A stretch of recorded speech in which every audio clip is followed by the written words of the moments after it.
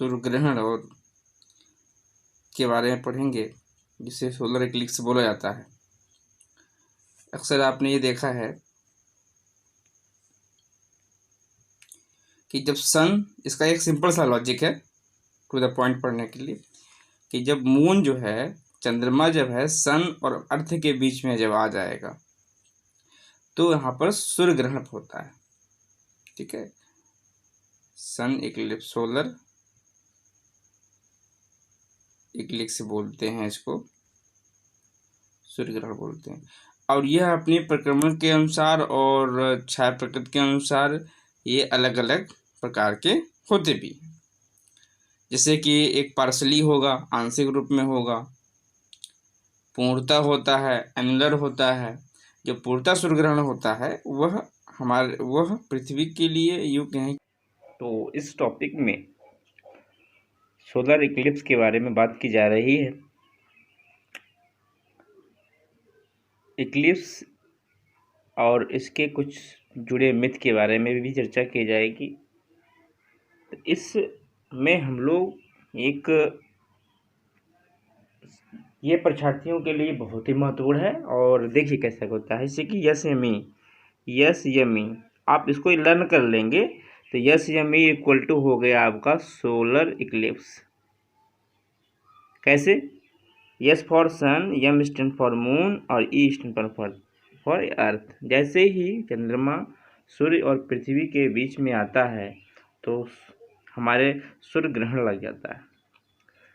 Solar Eclipse की ये एक आम भाषा में इसमें तकनीक भी छिपा हुआ है, आम भाषा के ज्ञान भी छिपा हुआ है। अगर आप इससे इतना तो जान जाएंगे कि हाँ कैसे ये होता है।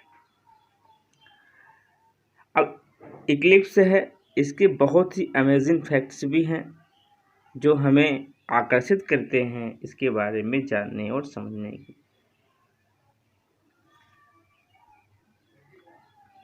आप ये सब देख रहे हैं, देखिए ये annular solar eclipse, partial solar Eclipse and total solar Eclipse बात है। अब देखिए सन क्या है, मैं भी सन, ये मून है, ये पिनुम्ब्रा, ये आपको एक स्ट्रक्चर दिखाया गया है कि कैसे ये हैपन होता है। अभी आपको पिनुम्ब्रा अम्ब्रा हम सब के बारे में बताते हैं। Eclipse path compared to total and the annular solar eclipse, a hybrid eclipse is very rare। मतलब इक्लिप्स जो होता है उसकी जो हाइब्रिड वाला होता है बहुत रेयर होता है, ये बहुत दुर्लभ है, कभी काल ये होता है। The next hybrid Eclipse will occur in 20 अप्रैल। तो ये डेट भी आपको बता दी जा रही है कि जो नेक्स्ट जो इक्लिप्स डेट होगा वह 20 अप्रैल 2023 को, लेकिन इंडिया में शो नहीं होगा, इंडिया में नहीं दिखेगा। इन अर्ली 17वीं शताब्दी में जर्मन के एस्ट्रोनॉमर थे जिनका नाम था Johannes Kepler, had proved that, आपने केपलर का लॉ पढ़ा होगा, प्रूव दैट, उन्होंने प्रूव किया था कि जो सन है वह एक इलिप्टिकल बॉडी ऑर्बिटल में रोटेशन करता है। जो सन के चारों ओर जो भी प्लैनेट्स हैं वह इलिप्टिकल ऑर्बिट में सन के चारों ओर अपने रिवोल्यूशनरी करते हैं। जब सन या जब कहें जब अर्थ सन के समीप आ जाता है तो उसको हम इसका एक वर्ड होता है पेरीहेलियन। फिर से सुने, जैसे ही जब सूर्य के समीप पृथ्वी आती है तो उसे हम लोग पेरीहेलियन बोला जाता है। ये बहुत ही बड़ा प्रतीत होता है और जैसे ही सन की दूरी, पृथ्वी की दूरी बढ़ जाती है उसे एपेहेलियन कहते हैं। और एक पारदर्शी या एक आभासी एंगुलर जो साइज होता है सन का वह वेरी करता है, जिसको हम बोलते हैं 32 एक्री minutes and 32 arc second. 32 arc minutes 32 arc second से वेरी करेगा, और 31 आर्क सेकेंड से 27 आर्क सेकेंड में यह वेरी करता है। तो आपके लिए डाटा बहुत इंपॉर्टेंट है। It happens once in a solar year. तो ये आपने जाना अभी कि annular solar eclipse, partial solar eclipse, total solar eclipse, hybrid solar eclipse. Hybrid बहुत रेयर होता है।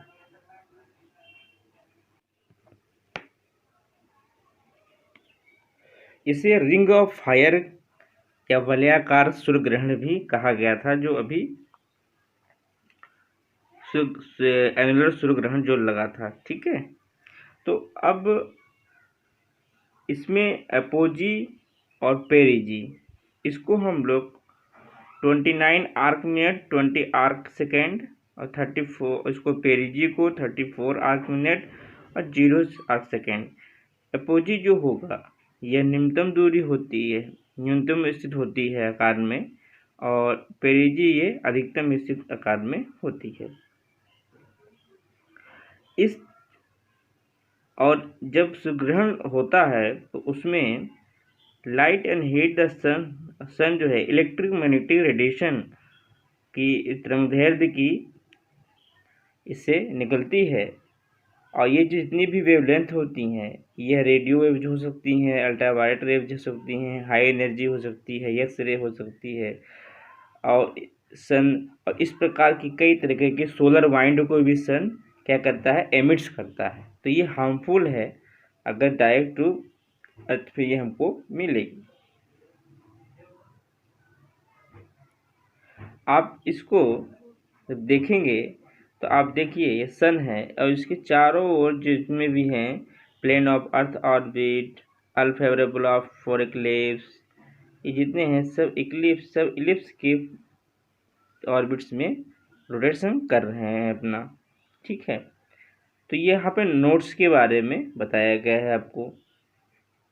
तो सूर्य की क्षमता भी जाननी पड़ेगी आपको, और आपको बता दें 3% of the energy enter the eye, हमारी आँखों में केवल जो पृथ्वी पे सन पहुँचता है उसका केवल 3% ही हम उसको देख सकते हैं, सूर्य की रोशनी का 3%। तो यहाँ से आप उसकी शक्ति का अंदाज़ा लगा सकते हैं।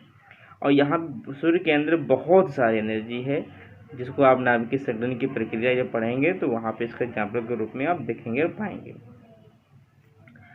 अब होता क्या है कि इक्लिप्स को डायरेक्टली ऑब्जर्व करना खतरनाक क्यों है, तो इसके लिए आप एक फॉर्मुलेट कर सकते हैं, जैसे एरिया ऑफ पुपिल रेडियस, जो आपकी पुपिल्स का रेडियस का एरिया कर लेंगे तो 0.003 पर सेंटीमीटर एक्वायर करता है हमारी आँखें प्रकाश का। ठीक है, तो energy incident at the pupil, अब जो एनर्जी है वह पुपिल पे किस तरह, पुपिल अगर आपकी आँख में पाई जाती है, ध्यान रखिएगा, इसे पितबिंदु कहते हैं। तो 1.36 10⁻1 इंटू 1.003 किलोवाट, जब इसकी मल्टीप्लाई करेंगे तो आपको 4.10⁻, आपको माइनस का किलोवाट का ये मिल पाएगा। तो 70% of this energy is available at the retina present 70, और जितना भी एनर्जी आपको दिखाया गया है ये 4.10⁻⁻6 किलोवाट की जो एनर्जी का 70% हमारे रेटिना पर प्राप्त। तो यहाँ आपने एक गणना का रूप भी देख लिया, कैसे ही ये हमारे आंखों में एनर्जी पहुँचती है कि उसको हार्मफुल बताया जाता है, ये आपको प्रमाण इसका मिल गया। अब आप देखें, ये इसके कुछ फैक्ट को बताता हूँ, फिर मैं आपको बताता हूँ कि क्यों इतना हार्मफुल है। तो इस प्रकार अब हम इसमें मेन पॉइंट है मून के लिए। तो मून का पार्ट जो है केवल 54% पार्ट जो है वो हम देख पाते हैं। इसका कारण यह होता है क्योंकि जो मून का ऑर्बिटल पीरियड है वह उसकी एक्सियल पीरियड के बराबर होता है। Surface of moon is rough. तो आप इतना क्यों कंफ्यूज होइएगा, कंफ्यूज जैसे नहीं होना है, आपको पूरा बात मालूम होना चाहिए, तभी आप तर्क निकाल पाइएगा इससे सूर्य ग्रहण। और सूर्य ग्रहण और चंद्र ग्रहण ऐसा चीज़ है जो आज तक सबके लिए अच्छा तो लगता है देखने में, लेकिन इसकी टेक्निकल जो प्राविधिक बातें हैं तो उसमें आप कन्फ्यूज आ जाता है। तो उस कन्फ्यूजन से आपको बचने के लिए ये सब बातें बताई जा रही हैं कि एंड से लेके सर तक सब बातें मालूम हो जाएंगी, तो आपके लिए बहुत महत्वपूर्ण हो जाएगा ये। देखिए आगे देखते हैं।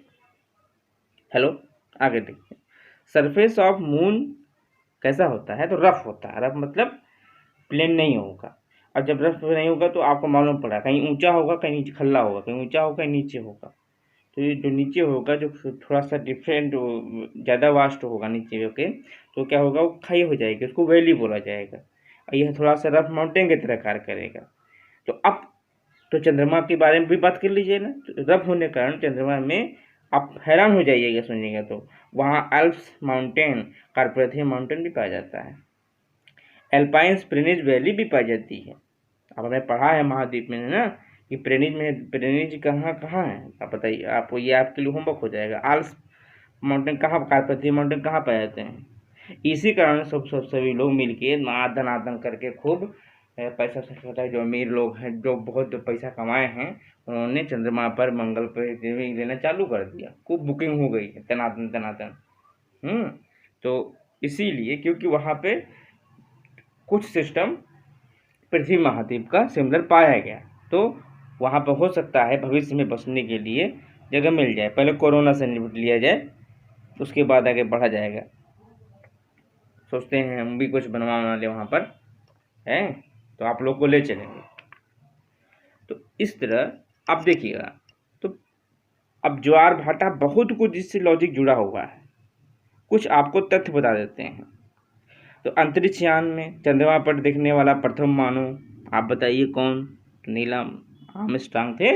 20 जुलाई 1969 को पहुंचे थे ना। 20 जुलाई। ये क्वेश्चन RO 2017 में पूछा गया था, PCS में पूछा गया है। नील आर्मस्ट्रांग, बताइए कितना प्यारा क्वेश्चन पूछा गया है, ठीक है ना। अब इसके बाद एक पूछा गया था क्वेश्चन, मानव से भरा हुआ उतरने वाला प्रथम अंतरिक्ष कहाँ है? तो आपको मालूम होगा ये कौन भैया हमारे भेजे ना, USA का मतलब आप अच्छी तरह जानते हैं। तो इनका नाम भी वैसे होगा, तो अपोलो। अपोलो कौन सा? 1 2 3 4 कौन? 11, ठीक है, USA के द्वारा। अच्छा, फिर ये लूनर जो डे होता है क्या होता है? इसको चंद्र दिवस बोला जाता है। 24 घंटा 52 मिनट का होता है। तो आपको हमने बताया यह बात। अच्छा, इसके कुछ नाम दिए गए ग्रहण के। सिजकी, पढ़िए इसको। लीनियर, ये बताएंगे, बहुत लंबा वीडियो हो जाएगा। कंजक्शन और न्यू मून, ये 4 नाम हैं। इसके टाइप्स कौन कौन से हैं अभी बताया गया, रिवीजन कराता हूँ। Partial solar Eclipse, annular solar eclipse, total solar eclipse, hybrid solar Eclipse. आंशिक, संकरण, पूर्ण, अर्थ, ठीक है।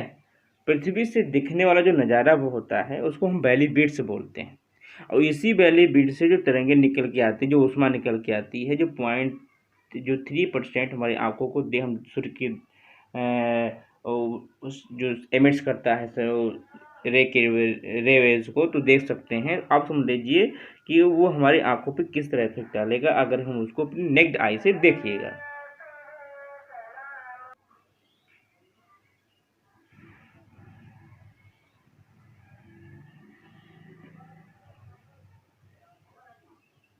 इस तरह तो पावर ऑप्शन के बारे में जाना आपने। और देखिए, अब इतनी बात करिए।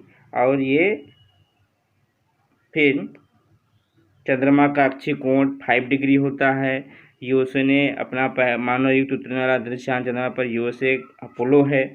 और यहीं से फिर हम एक पहले के यात्रियों के द्वारा कैसे अक्षांशीय और निकालते थे कि हम कहाँ पर हैं, तो उसके लिए उसने क्या किया, ये प्रोजेक्ट लेते थे वो लोग। और इस पर 1 PM निकालने का मतलब क्या था कि 45 डिग्री वेस्ट ऑफ लंदन के कैसे, तो ग्रीनविच मीन टाइम से तुलना कर इस मिडिल ऑफ नॉवेयर और no 4 AM GMT of 30 degree between moon and records, जो स्थान था उसके लेटिट्यूड लूनर डिस्टेंस निकालकर उसको डिवाइड करके उसमें वो यह जान लेते थे कि हम इसमें समय क्या हो रहा है और हम कितनी दूरी पर अपने डिस्टेंस से हैं।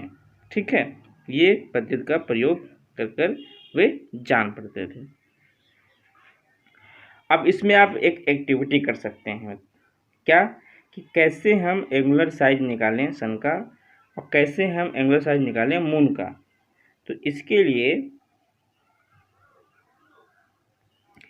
एक क्या है सूत्र होता है, आपको सन का इमेज और ये मून का इमेज, इसको यस से और इसको यम से, दोनों के डायमीटर आपको मालूम होंगे, टेक्स्ट बुक में है।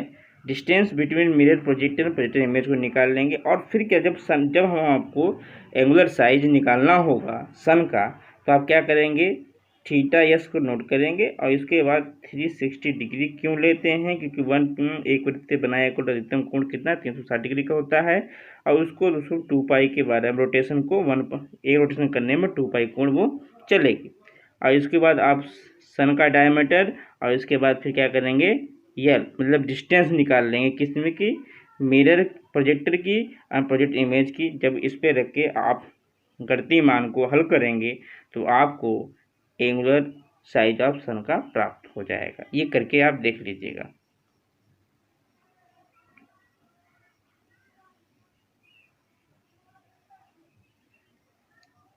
तो इस तरह आपने ये जाना कि सोलर इक्लिप्स क्या है, ठीक है, ये क्यों होता है, इस सन का पावर क्या होता है, ये हमारी आँख पे कितने % पे आता है और ये हमारे लिए क्यों हार्मफुल है, चंद्रमा के कुछ मानों के बारे में जाना। अब हम देखते हैं ये जो विप्ड ऑफ एवर फ्रॉम है, ये इसके बारे में, आँख के बारे में, क्योंकि यही मेन टॉपिक है आज का कि क्यों से हम नेक्ड आँख, अपने आँख से ग्रहणों को नहीं देखना चाहिए। तो ये आपकी प्यारी सी आँख है जो आपको सुंदर दुनिया का दृश्य को आपको अनुभूति कराती है और जिसे आप देख सकते हैं। ये आपका लेंस है प्राकृतिक, ये कॉर्निया है,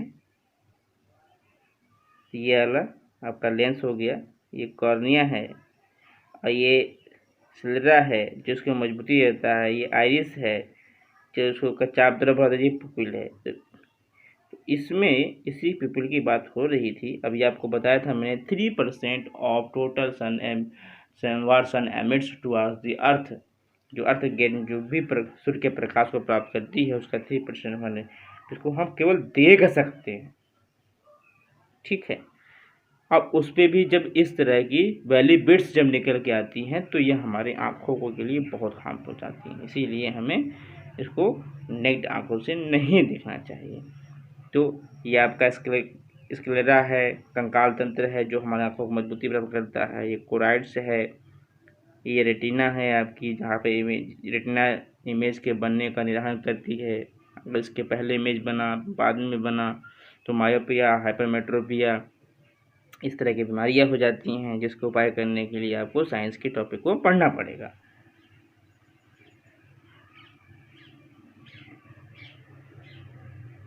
अब आप देखिए ये how looking at the sun hurts your eyes most important. अब देखिए क्या होता है, मान लीजिए आपने ग्रहण के समय प्रकाश को आप देख रहे हैं तो ये पूरा आपके रेटिना पुतली को पूरा ड्यूरिंग इक्लिप्स हर्ट्स योर, अब पूरा ये प्रकाश पड़ रहा है। अब यहाँ प्रकाश जब पड़ रहा है तो देख रहे हैं ये रेटिना की रॉड सेल पर और कॉर्न सेल, रॉड सेल कौन सा पूरा पड़ता है, तो देखिए पूरा प्रोजेक्ट कर जाता है। ये क्या होगा, तो इसमें जो आपको जो सेल्स पे हैं ये सेल्स को डैमेज कर सकता है। अब परमानेंटली डैमेज कर सकता है तो सर में दर्द होगा, हो सकता है आपकी आँख की रोशनी भी जा सकती है। ठीक है, इसीलिए सन के जो यह है हर इस तरह आपकी आँखों पर ये बुरा प्रभाव डालती है। अब एनुलर सोलर इक्लिप्स देखिए, ये इफेक्ट्स ऑफ सोलर रेटिनोपैथी को में देखा गया, ये आँखों पर प्रभाव की पहुँच देखिए। अब ये इस तरह के ये डैमेज सेल को डैमेज कर रही है, ये आपको सेल को डैमेज है। ठीक है, इसीलिए और ये परमानेंट हो जाता है, इसका इलाज भी संभव कभी काल नहीं हो पाता है। इसके बचने के लिए सेफ मेथड्स क्या हैं? आइए, क्योंकि मालूम प्राणी है ना, तो प्राणी जितने भी हैं ये बहुत उत्सुक होते हैं। आप मना कर दीजिएगा कि उसको नहीं देखना है तो उसको जरूर जाके वो देखने की कोशिश करेगा। ठीक है, तो अब आपने तो मना कर दिया, साइंस भी मना कर रही है, ठीक है, मित्र भी मना कर रहे हैं, शास्त्र भी मना करते हैं, लेकिन उसको आदमी देखेगा जरूर। तो देखेगा जरूर, तो उसके लिए उपाय होना चाहिए ना कुछ। तो उपाय देखते हैं। देखिए, उसके लिए ग्लास बना, सोलर फिल्टर गूगल्स बने हैं, आप ये पहन सकते हैं। 14 नंबर का जो आपका बेल्डिंग होता है, ग्लास होता है, उसको पहन सकते हैं। पोलराइड्स की चीज़ें पहन सकते हैं। ठीक है, तो ये आपके लिए आप करें क्या ना करें, कुछ इससे माइथ की चीज़ें जुड़ी हैं। अब देखिए, ये अब मैं आज बताता हूँ शास्त्रों में क्या है। तो ये राहु की देखिए, ये राहु क्या कर रहे हैं। ये Rahu immortal head staging the sun and moon.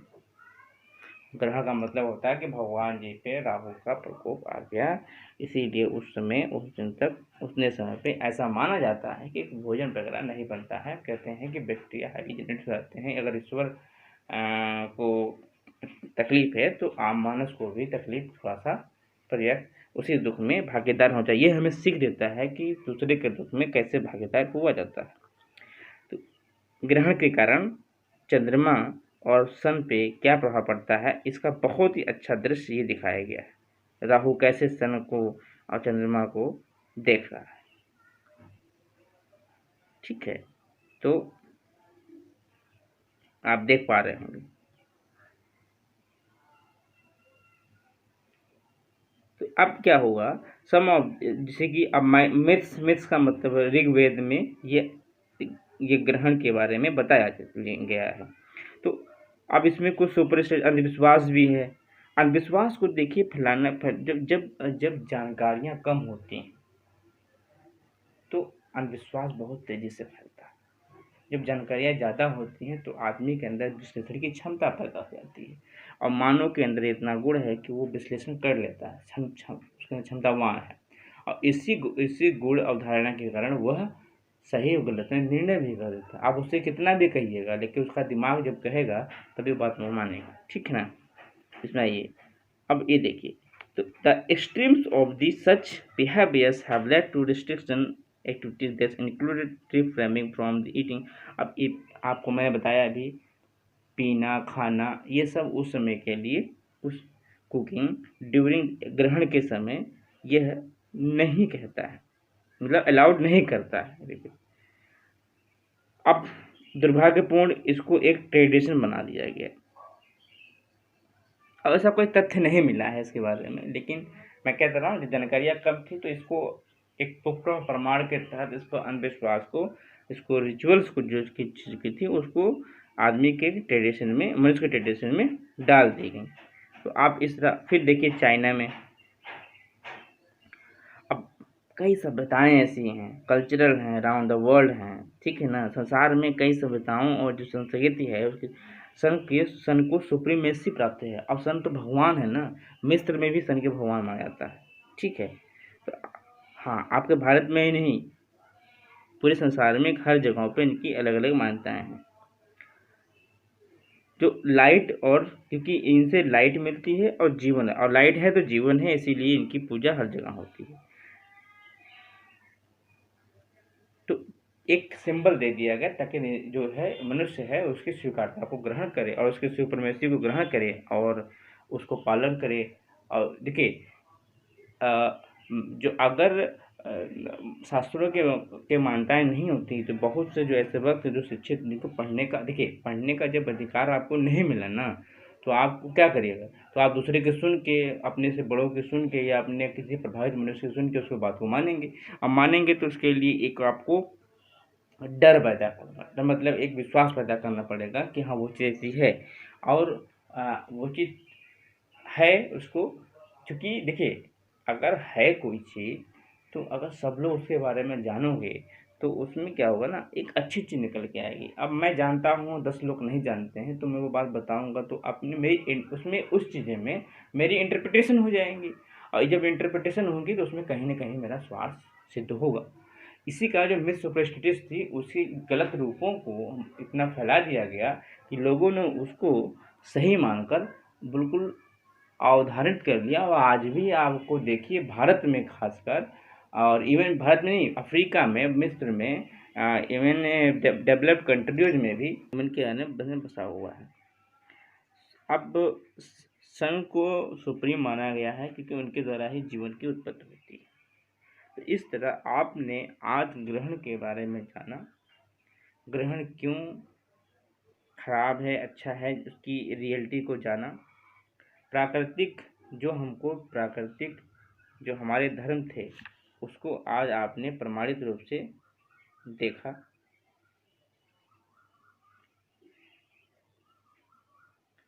और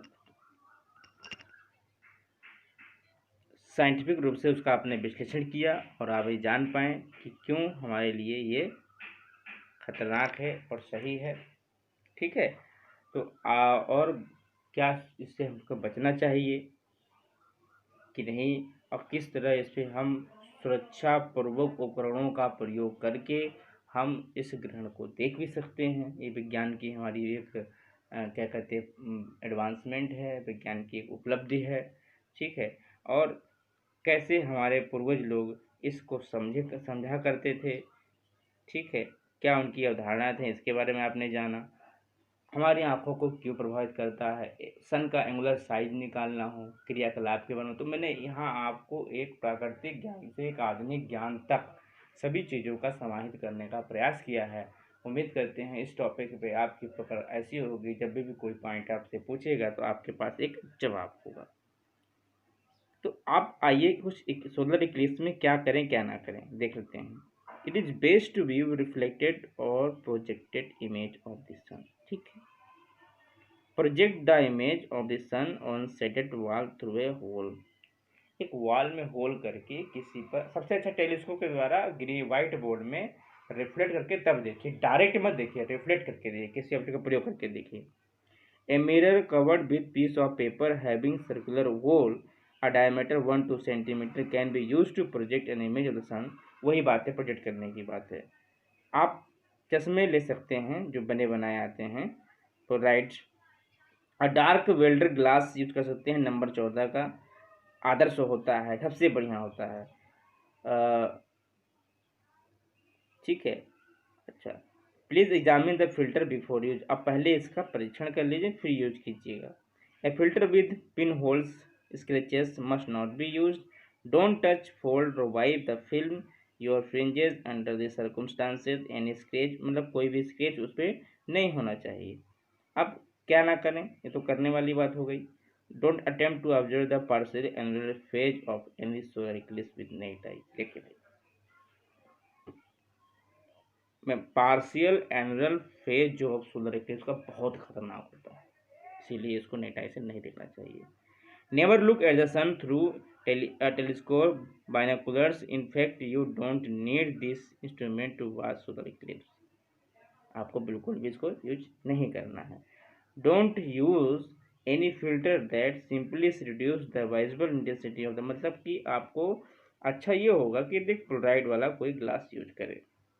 don't use smoked glass, colour film, sun glass, non silver black, white film, photographic, neutral density filter and polarising filters. मतलब कहने का मतलब जो पोलराइजिंग फिल्टर आते हैं उनको यूज नहीं करिएगा।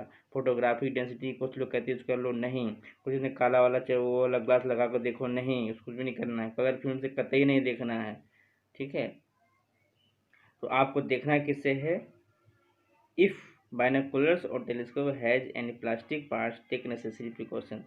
अच्छा, आपको सबसे बढ़िया किस पे देखना है, ए डार्क वेल्डर ग्लास ले लीजिए, नंबर 14 का, बहुत आदर्श है, उससे आपके आँखों पर प्रभाव नहीं पड़ेगा। उम्मीद करता हूँ आपको समझ में आया होगा। Thank you.